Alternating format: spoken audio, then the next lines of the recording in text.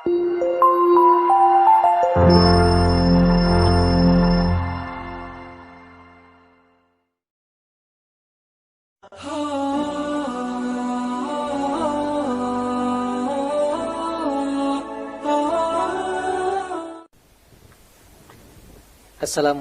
warahmatullahi wabarakatuh. Alhamdulillahirabbil alamin. Wassalatu wassalamu ala asyrafil anbiya'i wal mursalin nabiyyina Muhammadin wa ala alihi wa sahbihi ajma'in. Asyhadu an la ilaha illallah waliyus salihin wa asyhadu anna Muhammadan abduhu wa rasuluh arsalahu Allahu rahmatan lil alamin. Ma'asyiral muslimin wal muslimat rahimakumullah. Usikum wa nafsi bitaqwallahi faqad fazal muttaqun. Ya ayyuhalladzina amanu taqullaha haqqa tuqatih wa la tamutunna illa wa antum muslimun. Kaum muslimin dan kaum muslimat, hamba-hamba Allah dimanapun berada, rahimakumullah. Kembali kita bersyukur kepada Allah Subhanahu wa taala.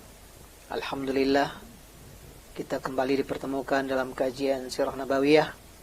Semoga pertemuan kita ini mendapatkan ridho dari Allah Subhanahu wa taala dan menambah ilmu, amal dan iman kita semuanya. Kemudian salawat dan salam untuk Nabi Muhammad sallallahu alaihi wasallam. Allahumma salli ala Muhammad wa ala alihi wa sahbihi ajma'in. Semoga kita di akhirat kelak dikumpulkan Allah bersama beliau dan para sahabat yang mulia, para syuhada, para siddiqin, para sholihin. Mereka lah sebaik-baik teman. Kaum muslimin dan kaum muslimat, hamba-hamba Allah, rahimakumullah. Pada kajian kita kali ini, kita akan membahas tentang Ghazwatul Badril Kubra, Perang Badar Kubra. Pada pertemuan sebelumnya kita sudah sampaikan bahwa Rasulullah SAW sudah mulai memasuki era dakwahnya kepada perjuangan berdarah, Al-Kifah Ad-Dami. Perjuangan berdarah berkelanjutan, tiada henti, karena kafir Quraisy tidak selesai dengan membiarkan lolosnya Rasulullah SAW para sahabat ke Madinah. Mereka melakukan berbagai gangguan dan ancaman, sehingga sejak awal-awal keberadaan Rasulullah SAW di kota Madinah, setiap hari, setiap malam Rasulullah dan para sahabat selalu berada dalam kewaspadaan, sampai kemudian Rasulullah dan sahabat membuat kekuatan-kekuatan, pasukan-pasukan kecil, melakukan pengamanan-pengamanan di sekitar kota Madinah dengan menjalin kerjasama kepada beberapa suku kabilah yang ada di kota Mekah, dan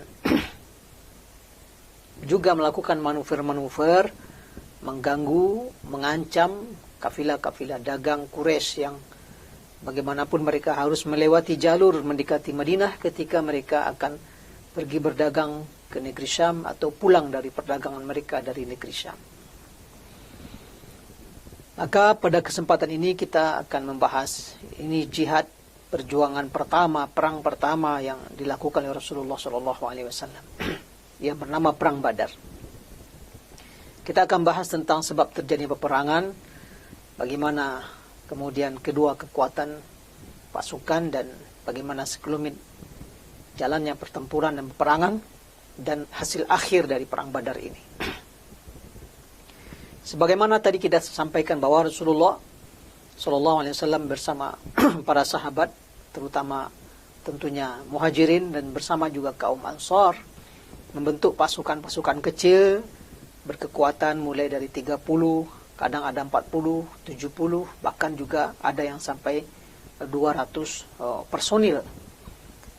Pertama bertugas selalu berkunjung ke beberapa kabilah-kabilah yang sudah menjalin kerjasama untuk berdamai dan saling memahami, juga sekaligus untuk melakukan manuver, memberikan ancaman kepada kafir Quraisy yang mereka punya kafilah dagang melewati jalur mendekati Madinah. Maka pada waktu itu Rasulullah dan para sahabat mendapatkan informasi bahwa kafilah dagang Quraisy yang datang dari arah negeri Syam yang dipimpin oleh Abu Sufyan dengan rombongan onta yang penuh dengan barang dagangan, harta-harta bisnisnya kafir Quraisy, itu dikabarkan akan segera mendekati atau melewati jalur mendekati Madinah untuk terus ke Mekah. Maka Rasulullah SAW dan para sahabat membuat pasukan untuk menghadang kafilah ini. Ya, karena izin berperang sudah diizinkan, mereka teraniaya, mereka dizalimi, harta mereka dirampas di Mekah, tak satu pun bisa mereka ambil. Maka Allah sudah mengizinkan mereka untuk berperang karena mereka dianiaya dan dizalimi oleh kafir Quraisy. Maka berangkatlah Rasulullah dan rombongan 300-an orang menuju jalur yang akan dilewati oleh Abu Sufyan. Abu Sufyan yang memimpin kafilah yang berkekuatan hanya puluhan orang, lalu onta yang begitu banyak berisi harta dagangan kafir Quraisy. Tentu ketika melewati jalur mendekati Madinah, lewat dengan kewaspadaan yang tinggi. Ya, tidak sekedar lewat begitu saja. Pasti sangat waspada karena dia akan melewati jalur yang mendekati Rasulullah SAW dan para sahabat. Maka menjelang dia mendekati jalur kota Madinah, Abu Sufyan pun juga sudah mengirim mata-mata, ya, untuk memastikan dia aman untuk lewat dan sampai nanti ke Mekah. Rupanya Abu Sufyan mendapatkan data, dapatkan informasi bahwa Muhammad dan pasukannya sudah bergerak menuju jalur penghadang atau menghadang jalur perjalanan Abu Sufyan. Maka mendapati dia akan terhadang dan ini semua kekayaan Quraisy ada bersama dia. Maka dengan segera Abu Sufyan mengirim salah seorang dari anggotanya, tentu menunggang kuda dengan cepat, berangkat ke Mekah. Ya, menunggang kuda secepat-cepatnya, menginformasikan kepada kafir Quraisy, ini dagangan kalian akan dihadang atau akan diambil oleh Muhammad dan pasukannya. Sembari tentunya juga Abu Sufyan mencari jalan untuk menyelamatkan kafilah dagang yang dia pimpin. Sementara Rasulullah dan para sahabat, muhajirin dan sebagian ansor, justru ansor lebih banyak, mereka terus bergerak untuk mencari posisi yang pas untuk menghadang kafilah Abu Sufyan ini. Nah, utusan yang dikirim ke Mekah ini agar mendapat respon yang luar biasa, agar mendapat tanggapan dari Quraisy secara maksimal, dia tidak sekedar datang dengan kuda, dengan berlari kencang, tapi dia sudah robek bajunya. Kemudian dengan pedangnya dia lukai sebagian badannya. Ya. Dan itu memang cara orang ketika jahiliyah dahulu, memiliki metode, cara menyampaikan berita penting itu harus melakukan sesuatu yang menarik perhatian. Bila kita masih ingat dulu Rasulullah awal-awal dakwahnya terang-terangan naik ke atas bukit Safa, pergi ke tempat yang lebih tinggi, lalu berteriak, meneriakkan, mengambil perhatian orang dan memanggil orang datang. Wa sabaha, wahai kalian di pagi hari. Jadi kalau orang tertarik dengan informasi, orang mendengar, fokus. Begitu juga ini penunggang kuda utusan Abu Sufyan ini, dia robek-robek bajunya, dia lukai wajahnya dengan pedangnya, sehingga dia datang kesannya acak-acakan, terluka, sehingga ketika dia berteriak, wahai Quraisy, selamatkan barang kalian, selamatkan dagangan kalian. Informasi ini langsung sontak mendapat respon yang maksimal dari Quraisy. Nah, ternyata Quraisy mendengar informasi ini langsung menyiapkan pasukannya. Dan mereka memang sudah emosi, sudah tidak tahan lagi untuk segera menghabisi Rasulullah dan para sahabat pengikut Nabi Muhammad SAW. Dan ini sudah hampir memasuki tahun kedua, sudah hampir 2 tahun. Mereka enak-enak saja di Madinah dan sudah beberapa kali mengancam keberadaan kafilah dagang kafir Quraisy. Ini kesempatan. Maka seluruh kekuatan Quraisy waktu itu, yang awalnya berjumlah sekitar 1.300, serentak siap berangkat ke Madinah. Dipimpin langsung oleh Abu Jahal. Ada Umayyah, ada Utbah bin Rabi'ah, Syaibah bin Rabi'ah, didengkot Umayyah bin Khalaf, pemimpin kafir Quraisy. Kecuali Abu Lahab waktu itu dia tidak ikut. Berangkatlah 1.300 awalnya, kemudian 300 mengundurkan diri, dan 1.000 pasukan Quraisy bergerak langsung dari Mekah menuju ke arah Madinah. Sementara Abu Sufyan dengan kepiawaiannya melewati jalur-jalur padang pasir, di samping dia telah mengirim kabar melalui utusannya, dia tetap berusaha mencari jalur lain menyelamatkan kafilah dagang ini. Dan betul ternyata Abu Sufyan bisa lolos, membawa kafilah dagang yang besar dengan harta yang banyak, tapi jumlah orang dan personil sangat sedikit, tak memadai untuk bertempur. Dan ini berhasil lolos, sementara Quraisy berangkat menuju Madinah. Nah, pasukan Rasulullah SAW di awalnya tidak ingin perang besar.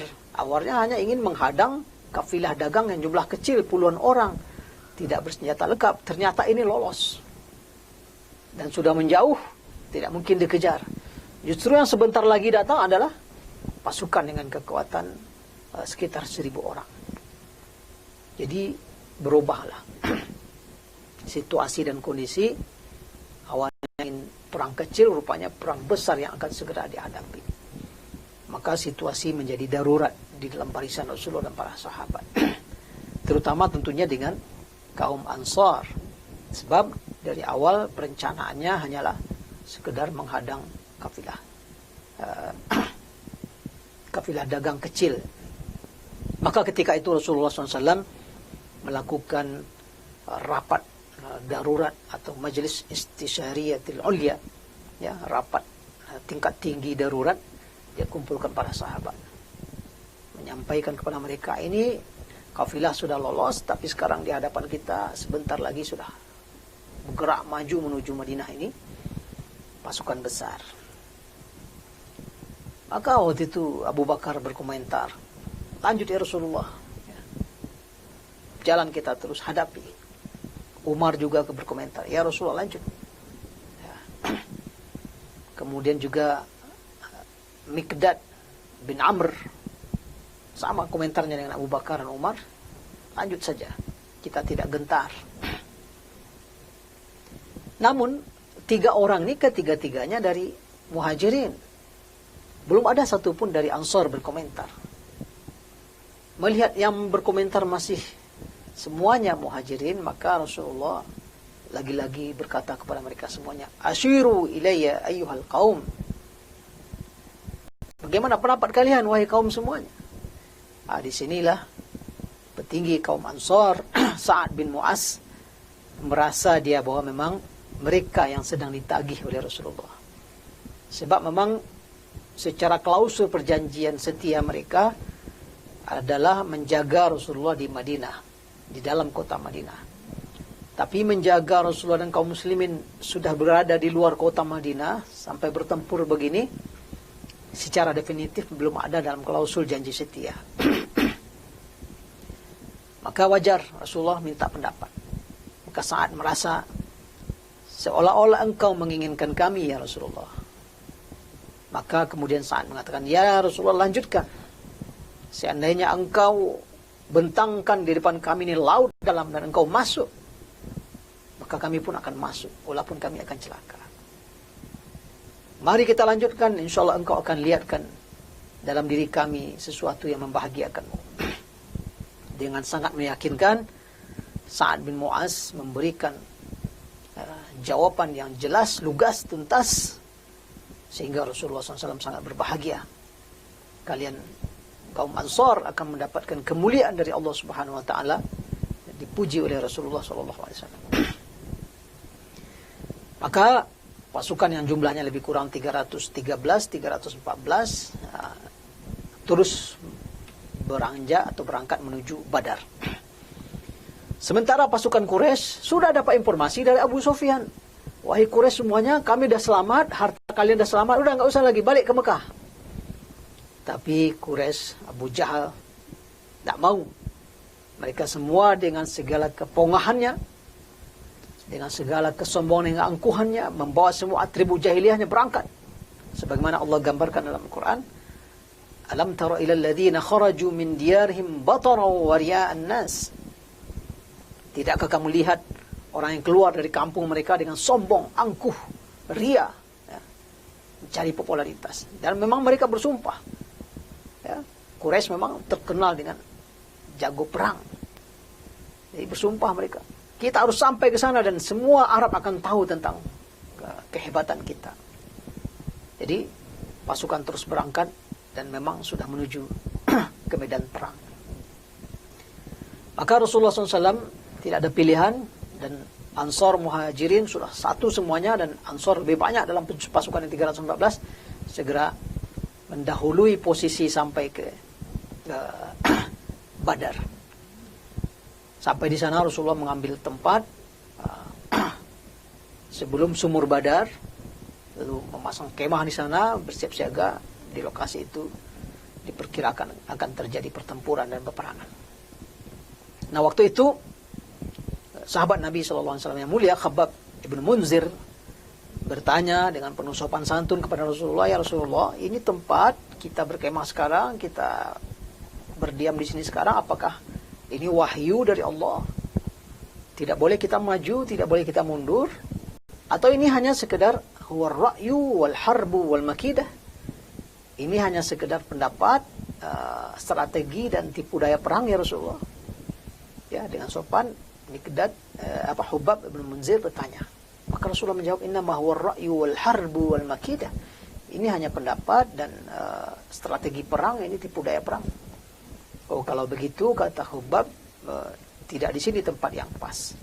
Kita maju ke depan, kita jadikan sumur Badar di belakang kita, dan mata air yang lain kita tutup. Sehingga kita punya air yang cukup dan musuh kita nanti tidak punya persediaan air. Nah, ini luar biasa usulan dari Hubbab, karena mungkin dia punya pengalaman dalam medan tempur. Nah, maka dia memberikan usulan dengan penuh sopan santun kepada Rasulullah SAW. Dan usul Hubbab ini diterima. Nanti juga ketika perang Khaybar bersama Yahudi, Hubbab juga memberikan strategi yang jitu kepada Rasulullah untuk memenangkan pertempuran. Nah, malam itu, malam Jumat, Rasulullah bermunajat, berdoa kepada Allah, berharap ini betul-betul kemenangan, karena ini perang yang luar biasa, di luar dugaan. Rasulullah mengirim mata-mata, mengintai pasukan lawan, dikirimnya beberapa orang, untuk mengukur berapa kekuatan Quraisy. Tentu juga harus diukur nih kekuatan kaum muslimin, 314, 313. Maka Rasulullah mengirim mata-mata. Dan dari mata-mata dapat informasi bahwa kekuatan kafir Quraisy ini sekitar 1.000 orang. Karena dihitungnya mereka menyembelih onta setiap hari itu antara 9 sampai 10 ekor onta. Satu ekor onta itu bisa makan 100 orang. Berarti kekuatannya antara 900 sampai 1.000. Itu informasi dari mata-mata.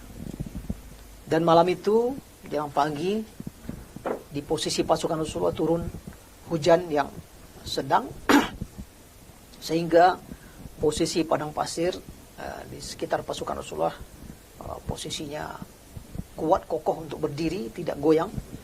Begitu juga di pagi hari ada sahabat yang dalam kondisi junub, tapi dengan turunnya hujan mereka menjadi bisa mandi dan bersih-bersih, karena sempat setan membisikkan keraguan-raguan ketika mereka harus mandi, tidak ada air, tapi Allah turunkan hujan. Wa yunazzilu minas sama'i ma'an liyutahhirakum bih wa yudhhiba 'ankum rijza asy-syaitan wa liyarbita 'ala qulubikum wa yutsabbita bihil aqdam. Allah turunkan di pasukan muslim ini hujan agar mereka bisa mensucikan diri mereka bersih, untuk menghapus tipu daya dan bisikan-bisikan iblis atau setan, dan agar hati mereka kokoh, tidak ragu, tidak was-was, langsung mantap, nyaman hatinya, dan kokoh kakinya berpijak. Karena padang pasir kalau kering sekali berdiri pasti goyang, tapi kalau lembab, basah sederhana, sedang, itu kokoh berdiri di sana. Sementara pasukan kafir Quraisy, di sebagian mereka terjadi khilaf pendapat, karena ada yang ingin meminta janji dan apa kalau nanti menang seperti apa. Jadi terjadi pertikaian-pertikaian. Allah adu domba, Allah kocar-kacirkan kesolidan pasukan kafir Quraisy. Maka pagi itu setelah pasukan semua bersiap, perang diawali dengan adu tanding atau mubarazah. Biasa di masa jahiliyah dahulu juga seringkali orang-orang berperang bertempur diawali dengan adu satu lawan satu. Maka waktu itu 3 orang petinggi Quraisy, Utbah bin Rabi'ah dan Syaibah bin Rabi'ah, beradik kakak, dan bersama anaknya Utbah, Walid bin Utbah, bertiga maju ke depan. Lalu ketiganya dengan pongah dan angkum langsung menantang, wahai Muhammad, keluarkan yang seimbang dengan kami. Nah, waktu itu 3 orang Ansor maju ke depan. Lalu ditanya oleh kafir Quraisy ini, oleh Utbah, kalian siapa? Maka mereka mengatakan, kami dari orang Madinah. Kata Utbah, kami tidak butuh kalian. Balik kalian, kirim orang kampung kami, ya. Kirim anak-anak paman kami. Ya, maksudnya dia ingin menantang Muhajirin yang kabur dari Mekah. Muhammad, kirim orang anak paman kami yang seimbang dengan kami. Maka kemudian Rasulullah memerintahkan 3 sahabat yang maju, yaitunya Hamzah bin Abdul Muttalib, Ali bin Abi Thalib, dan sahabat Ubaidah bin Haris. 3 orang sahabat langsung maju. Maka terjadilah tanding 1 lawan 1, dan dalam waktu yang singkat ketiga-tiga dedengkot kafir Quraisy ini, Utbah dan Syaibah, beradik kakak, dan anaknya Walid bin Utbah, ketiga-tiganya tewas oleh orang yang bertiga ini, oleh Hamzah, Ali, dan Ubaidah. Walaupun Ubaidah terluka dan nanti setelah perang Badar dia syahid. Maka roboh 3 dedengkot, 3 jagoan Quraisy yang membuat barisan kaum muslimin menjadi naik maknawiyahnya, semangatnya, ya. Walaupun dari segi jumlah mereka jauh, sepertiga jumlahnya, 300-an melawan 1000. Dan barisan Quraisy menjadi ngeper. Petinggi-petinggi mereka roboh di depan mata mereka. Dan itu langsung memicu perang. Perang langsung berkecamuk antara 2 pasukan. Dan Rasulullah dari pos benteng utamanya, atau yang dibuat oleh para sahabat, dikawal oleh beberapa pemuda-pemuda gagah dari Ansar, terus berdoa kepada Allah SWT. Dalam Rahikul Maktum, Syekh Safiyur Rahman Mubarak Fauri meriwayatkan hadis sahih tentang doa Rasulullah yang luar biasa, karena situasi ini baru pertama kali ini. Dengan persiapan yang sangat terbatas, tidak dengan rencana perang besar, hanya ingin menghadang kafilah dagang, tapi ini perang besar dihadapi. Sampai-sampai Rasulullah mengangkat tangannya berdoa itu sangat tinggi, sampai jubah atau selendangnya jatuh. Sampai-sampai lafaz doa Rasulullah pun juga sudah semakin menyerahkan diri kepada Allah.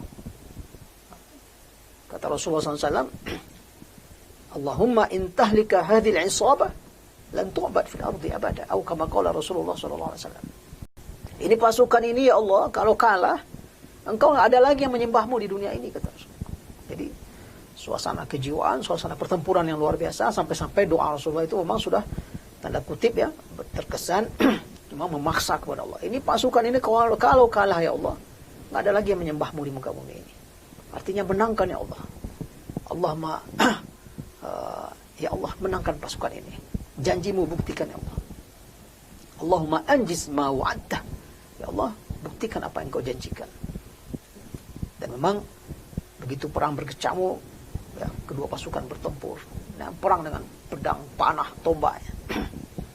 Nah, kemudian Allah Subhanahu wa taala menurunkan pasukannya.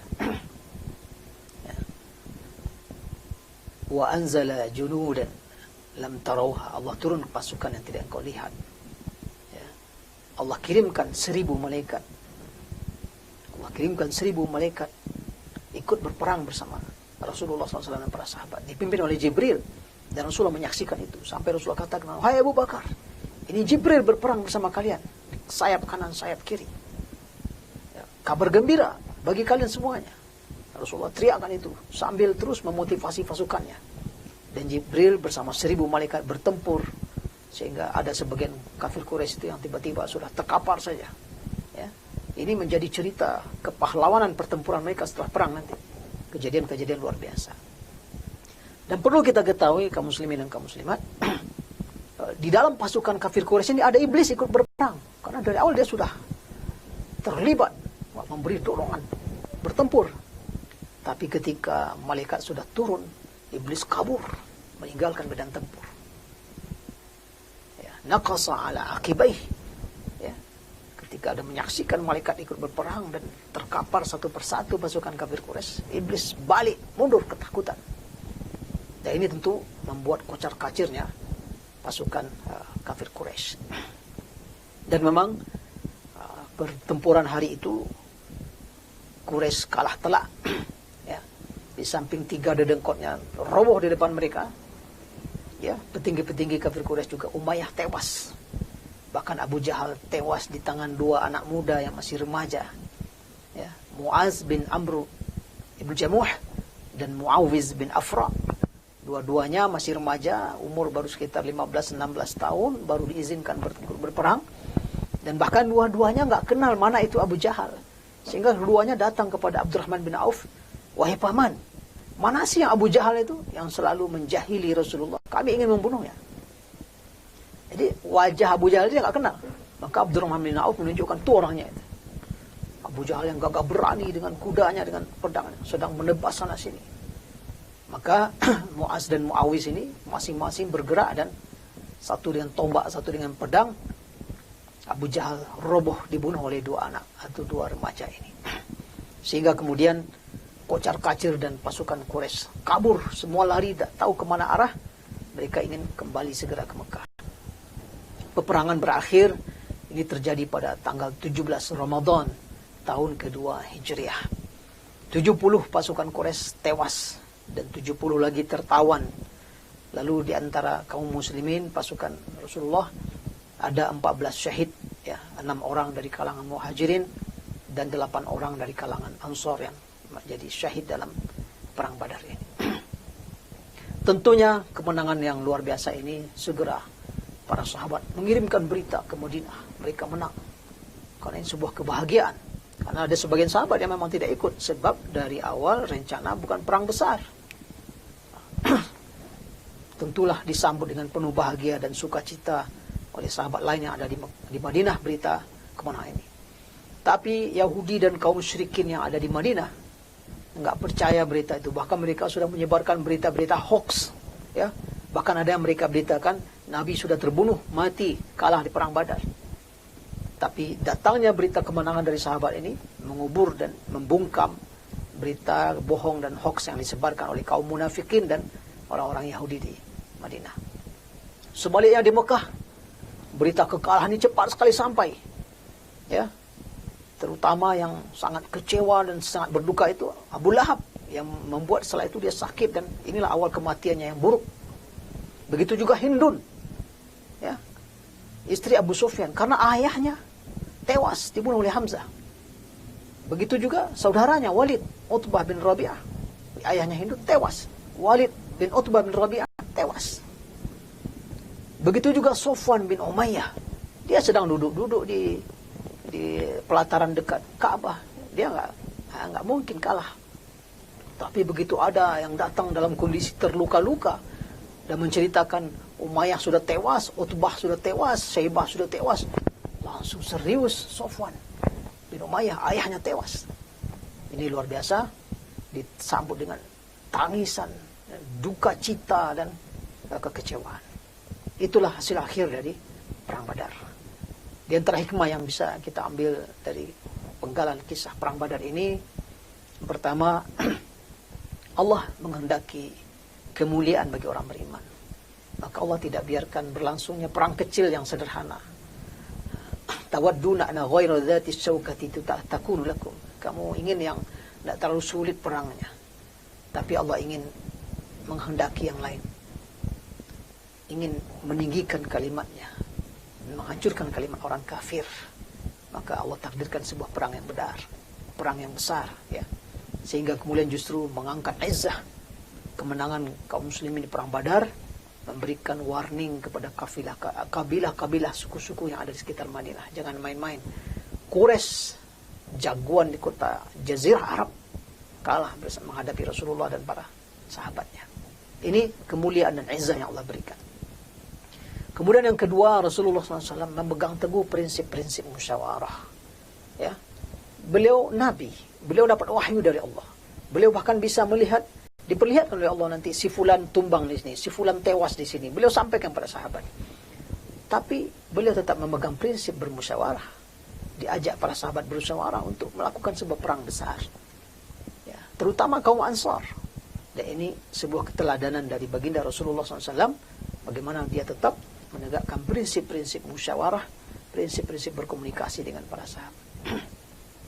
Pelajaran ketiga adalah upaya-upaya manusiawi yang maksimal tetap perlu dilakukan. Rasulullah ada mata-mata, Rasulullah mengirim orang-orang mengintai pasukan lawan. Rasulullah juga mengatur strategi bagaimana supaya perang Badar ini mereka menangkan. Rasulullah menerima saran dari seorang yang jago dalam medan tempur, Khabbab bin Munzir, agar meletakkan sumur Badar di belakang. Ini upaya-upaya manusiawi. Setelah itu dilakukan, maka kemudian Allah turunkan pertolongannya berupa malaikat yang ikut bertempur bersama para sahabat. Pertolongan Allah pasti akan datang. Tapi manusia, hamba-hamba Allah yang beriman tetap harus melakukan seluruh upaya-upaya manusiawi sehingga kemudian Allah menghadirkan pasukannya, menghadirkan pertolongannya, menghadirkan dengan cara Allah Subhanahu wa taala. Wa la yansurannallahu man yansuruh. Allah pasti akan menolong siapa yang menolong agamanya. In tansurullaha yansurkum wa yutsabbit aqdamakum. Jika kalian menolong agama Allah, niscaya Allah akan menolong kalian dan mengokohkan kaki kalian. Demikian di antara hikmah yang bisa kita ambil, kaum muslimin dan kaum muslimat. Semoga Allah Subhanahu wa taala memberikan taufik dan keridhaannya kepada kita semuanya.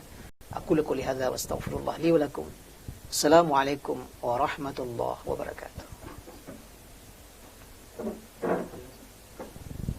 Yuk dukung program dakwah Islam di Radio SIP FM. Salurkan donasi Anda melalui rekening BNI Syariah 12300002112 atas nama PT Radio Suara Indah Pesona Prima.